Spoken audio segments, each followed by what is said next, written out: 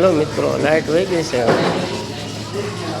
અમારે ભાઈ જો કેવા બેઠા છે, મસ્ત એક નંબર લાલ બોહાય.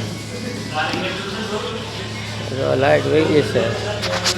કોઈ પબજી રમે છે, ફોન ઘૂસતા હશે.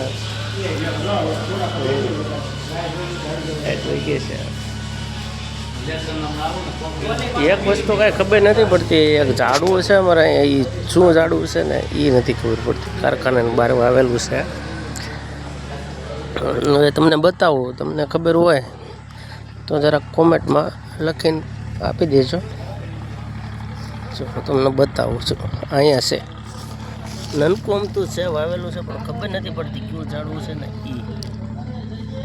જો આ ઝાડવું કેવું છે જરાક કોમેન્ટ કરીને જણાવજો ને.